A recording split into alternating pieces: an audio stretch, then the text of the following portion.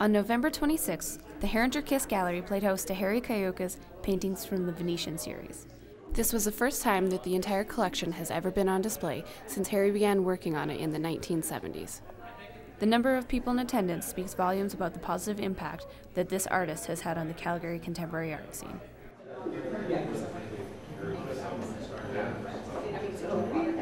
Despite his accomplished career as an artist, Kiyooka didn't get involved in the art scene until later in his life. Didn't really have the opportunity or the background really to kind of know anything about art. I lived on a farm, so there's no occasion whatsoever to even know about art, much less study it. You have to remember this was in the 1930s. We're not talking about present day, we're talking about the Depression. I graduated from a 7-month teaching program right after the war. This is 1947. There were no jobs, no nothing. So my first job was teaching in a rural country school. My wages were, at that point in time, $125 a month. A month.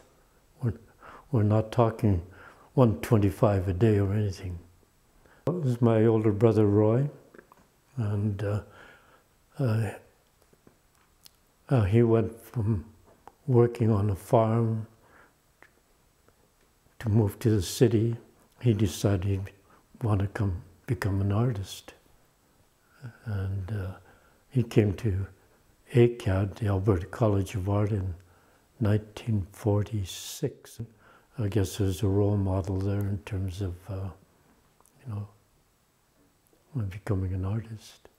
Kiyooka and his wife are making their donation to fill what they perceive to be a void in the Calgary contemporary art community. In Alberta, the late 1940s into the 1950s, there are no public art galleries in the province. None. Zip.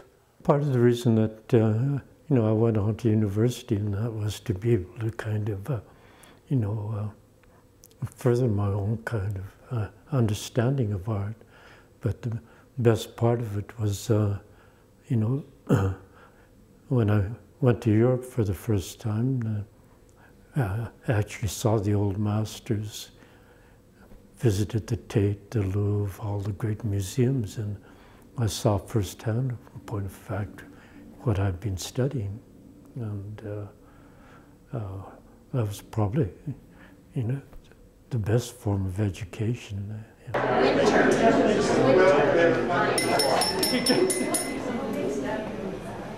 everybody. Thank you so much for coming today. Mr. Kiyooka has a few words. The warm reception and overwhelming support that was shown at the Herringer Kiss Gallery for Harry's latest show demonstrates a devotion to the arts in Calgary. Those in attendance were obvious patrons of contemporary art who showed enthusiasm for the newly established KO Foundation. We've been very grateful for our careers and the support from the community, and we just feel that in terms of a legacy that we'd like to give it back to the community. It's in the first instance intended as a legacy for the immediate community, i.e. the Springbank area and the Rocky View County and City of Calgary. We've had 3 open houses in the community, and each one of them been very, I think,